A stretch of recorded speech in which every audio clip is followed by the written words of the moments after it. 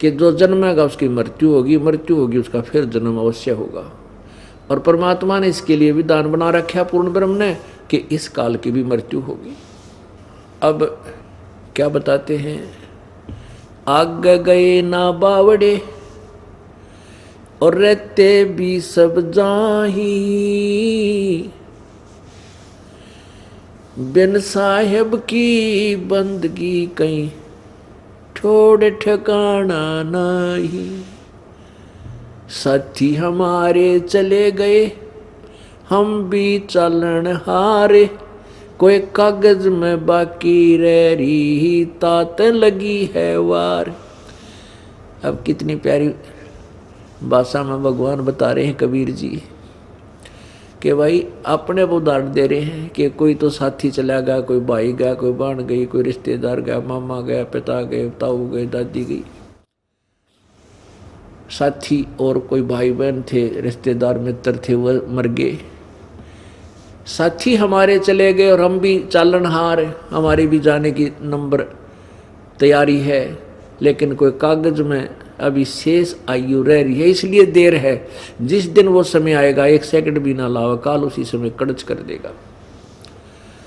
साथी हमारे चले गए हम भी चालन हारे, कोई कागज में बाकी रह रही तात लगी है वार। आगे गए ना बावड़े, जो पहले चले गए वापस दोबारा तुम्हारे घर में उसी शरीर में नहीं आ पाए, ना वो बता पाए। और रहते भी सब जाही, बिन परमेश्वर की बंदगी कहीं छोड़ ठिकाना नाही। अब जैसे आपने देवी भागवत महापुराण में देखा कि 3रा स्कंद प्रश्न नंबर 123, उस पर विष्णु जी कह रहे हैं कि मैं ब्रह्मा और शंकर ये आपकी कृपा से विद्यमान है, हमारा जन्म और मृत्यु होता है, हम अविनाशी नहीं है, हमारा आविर्भाव अर्थात जन्म तिरोभाव माने मृत्यु हुआ करता है,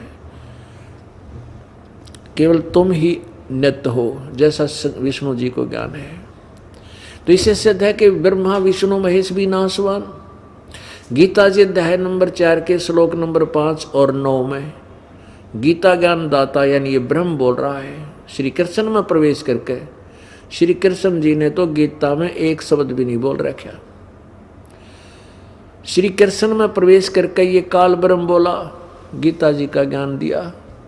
ये कहता है कि अर्जुन मेरे और तेरे बहुत जन्म हो चुके हैं, तू नहीं जानता मैं जानता हूँ, मेरे जन्म और कर्म अलौकिक हैं।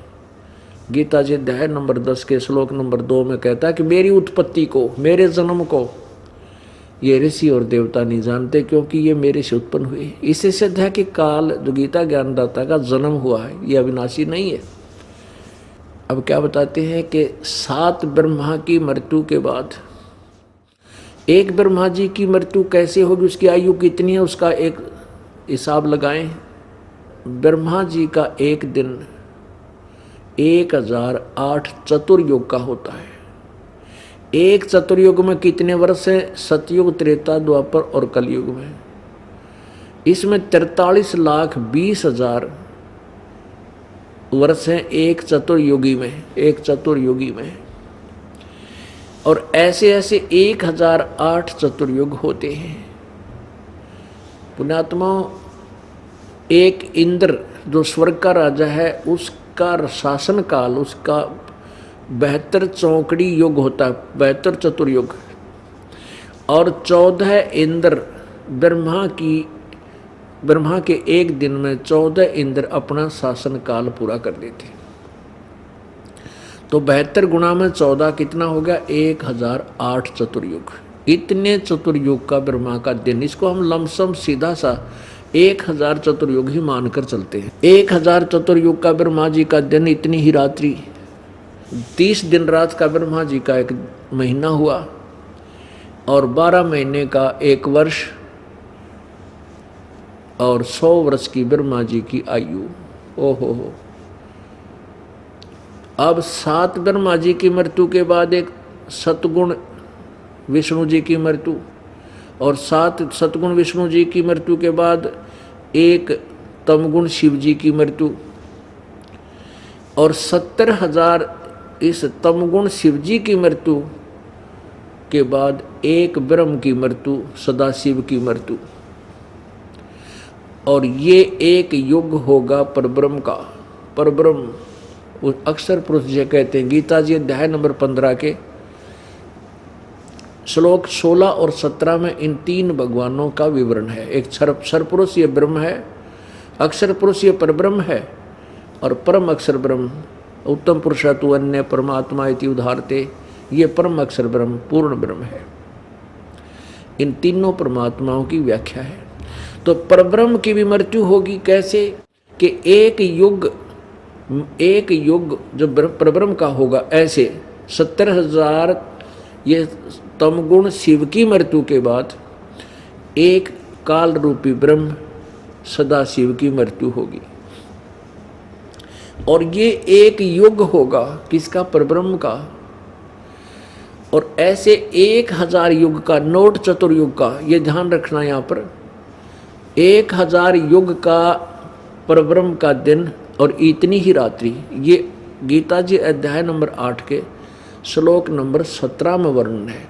उन अनुवादकर्ताओं ने चतुर्युग लिख दिया, जबकि मूल संस्कृत भाषा में चतुर्युग नहीं है, ओनली युग है, सेंसर युग है।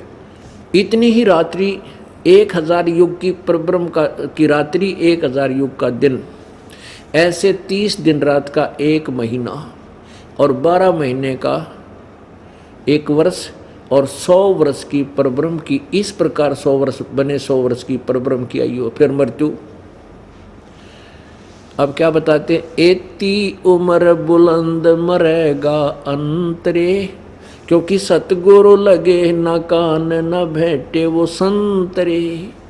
इतनी लंबी उम्र भी अगर तेरी होगी तो भी अंत में मृत्यु होगी। कारण क्या है कि गीता जी अध्याय नंबर 4 के श्लोक नंबर 32 में जिस सच्चिदानंद घन की वाणी के विषय में कहा है, उस तत्व ज्ञान को किसी तत्वदर्शी संतों के पास जाकर समझ, उनको दंडवत प्रणाम करने से और कपट छोड़कर उनकी सेवा करने से, नम्रता पूर्वक प्रसन्न करने से वो तत्वदर्शी संत तुझे उस परमात्म तत्व का ज्ञान कराएंगे, यानी पूर्ण परमात्मा की विधि बताएंगे।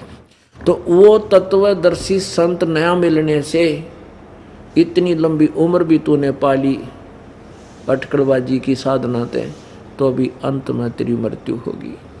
लेकिन पूर्ण परमात्मा परम अक्षर ब्रह्म की मृत्यु नहीं होती। वहाँ गए प्राणियों की किसी की मृत्यु फिर पुनर्जन्म नहीं होता।